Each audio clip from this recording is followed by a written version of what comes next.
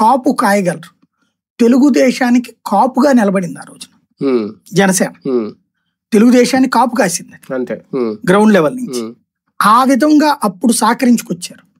అధికారం రాగానే ఏడీవీడి ఎవరిదో వాళ్ళు. అధికారం రాగానే ఏమవుతుంది, ఇప్పుడు ఈ సమన్వయం ఉందా. ఒక తెలుగుదేశం ఎమ్మెల్యే జనసేన నియోజకవర్గ ఇన్ఛార్జిని తన పక్కన కూర్చోబెట్టుకుని అతని గౌరవిస్తున్నాడా? ఎందుకు ఇవ్వడు? ఇతన్ని హైప్ ఇచ్చి ఇతను మన పక్కన కూర్చోబెట్టుకుని పైకి తీసుకెళ్తే రేపు పొద్దున వీళ్ళు సీట్ల సర్దుబాట్లు మన సీటు కొట్టేస్తారు వీళ్ళు. కాబట్టి వీడిని బద్నాం చేయాలి, ఈయన ఎప్పటికప్పుడు తొక్కేయాలి. అట్లాగే నామినేటెడ్ పోస్టులు తెలుగుదేశం వాళ్ళకి హై ప్రయారిటీ ఉంటుంది, జనసేన వాళ్ళకి తప్పని పరిస్థితుల్లో ఇచ్చే పోస్టులు ఉంటాయి. ఇక్కడ పోనీ ఈ కలుపుకు వెళ్ళేటటువంటి కార్యక్రమం ఎక్కడన్నా ఉంటుందా? అధికారంలో ఉన్నప్పుడు మా వెనకాల పడి తిరగాలి, మీరు 100 అడిగితే మేము 1 చేస్తామనే ధోరణి ఉంటుంది.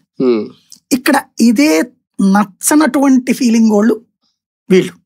ఇప్పుడు పవన్ కళ్యాణ్ని జగన్ ద్వేషించాల, కానీ జగన్ని సైకో అని అదని ఇదని పవన్ కళ్యాణ్ తిట్టపోస్తా ఉంటుంటే నిరంతరం పవన్ కళ్యాణ్ టార్గెట్ ఎంతసేపటికి జగన్ మీదనే ఉంటుంటే దానికి స్పందించిన జగన్ 3 పెళ్ళాలు ఇట్లాంటి మాటలు మాట్లాడాడు.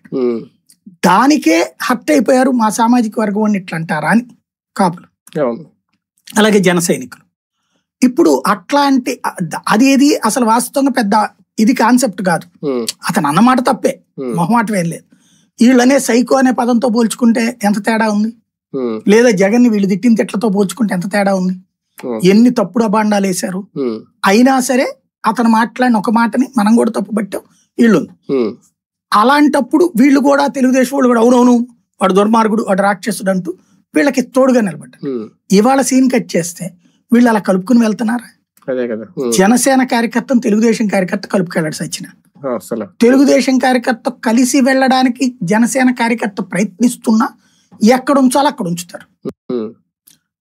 ఫర్ ఎగ్జాంపుల్ ఇప్పుడు వీళ్ళు అధికార పక్షంలో ఉన్నారు, జనసేనకు సంబంధించి ఓ బ్యానర్ ఎట్టుకు తిరుగుతున్నాడు, జెండా పట్టుకు తిరుగుతున్నాడు. అయ్యా నాకు వృద్ధాప్య పెన్షన్ రాలేదయ్యా అని ఒక